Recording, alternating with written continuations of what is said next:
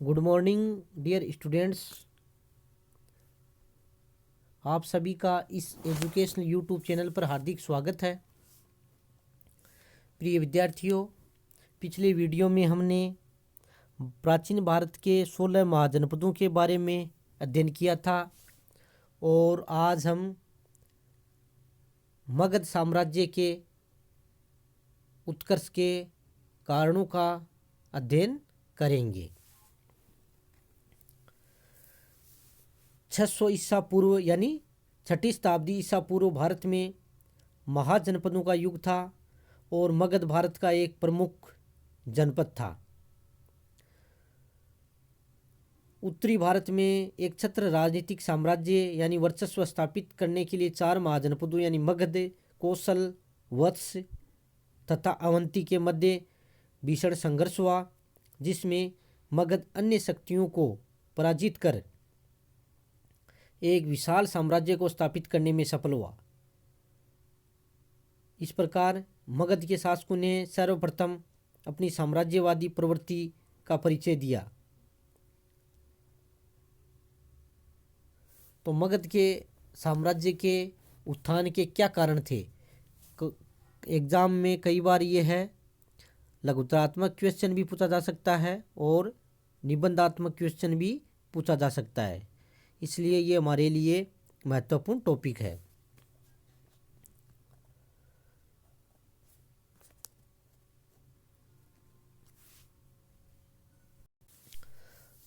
मगध साम्राज्य के शासक जो भी हुए हैं वो योग्य एवं कुशल शासक थे,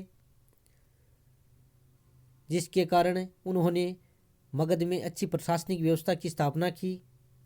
तत्कालीन मगध के शासकों में बिंबिसार, अजातशत्रु, शिशुनाग, महापद्मनंद एवं चंद्रगुप्त मौर्य आदि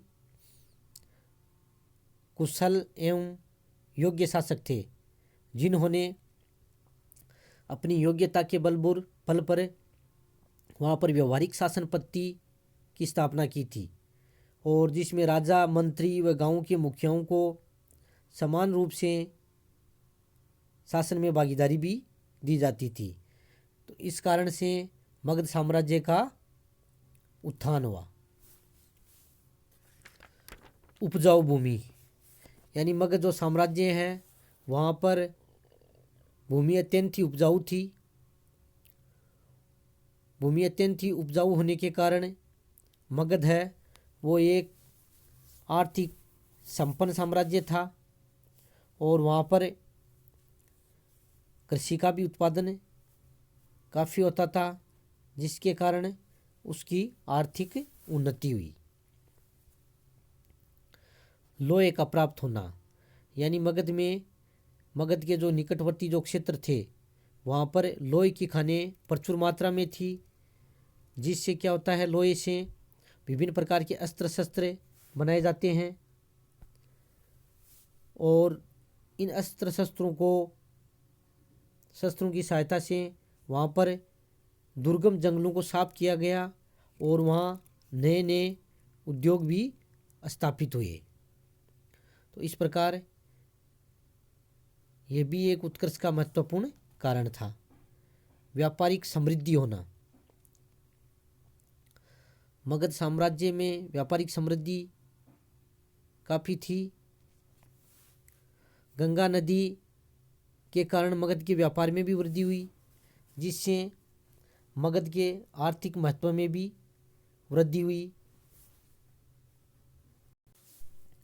यहाँ के व्यापारी दूर दूर के देशों की व्यापारिक यात्राएं करते थे और उनका अन्य क्षेत्रों से भी व्यापारिक संपर्क था, जिसके कारण मगध की आर्थिक उन्नति हुई थी।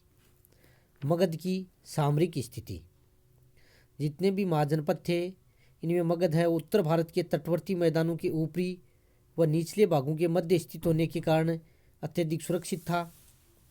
दुर्गम पहाड़ियों में यह स्थित था, जिसके कारण शत्रुओं का वहाँ पहुँचना अत्यधिक कठिन था। इस कारण मगध की सामरिक स्थिति भी अच्छी थी, जिससे इस साम्राज्य का उत्थान हुआ। हस्ती सेना की उपलब्धता। मगध के निकटवर्ती वनों तथा जंगलों में हाथियों का बाहुल्य था और जिसके कारण क्या है कि हाथियों की सेना में भी आवश्यकता होती है। इसलिए प्राचीन काल में हस्ती सेना युद्ध में अपनी महत्वपूर्ण भूमिका निभाती थी। मगध की हस्ती सेना अत्यधिक शक्तिशाली थी और सेना किसी भी साम्राज्य के लिए आवश्यक होती है, जिसके कारण मगध में भी हस्ती सेना के कारण उसकी उन्नति हुई। मगधवासियों में नई चेतना पैदा होना। मगध में आर्य और अनार्य संस्कृतियों का एक मिश्रण था, जिससे नई संस्कृति का जन्म हुआ, जिसने मगध के लोगों में नई चेतना तथा जागृति पैदा की और वहाँ के लोग स्वतंत्र चिंतन एवं अन्वेषण के प्रेमी थे, उद्यमी एवं उत्साही थे और प्राय हर क्षेत्र में नवीनता के पोषक थे। यहाँ के लोगों ने धार्मिक रूढ़िवादिता एवं अंधविश्वासों का खंडन कर समाज में नई धार्मिक चेतना उत्पन्न की, जिसके कारण एक छोटा सा राज्य और एक विशाल साम्राज्य में परिवर्तित हो गया। इस प्रकार इस वीडियो को सुनने के बाद में आपको होम असाइनमेंट के लिए जो क्वेश्चन आपको दिए जा रहे हैं उसको आपको हल करके व्हाट्सएप नंबर पर सेंड करना है। बहुत बहुत धन्यवाद।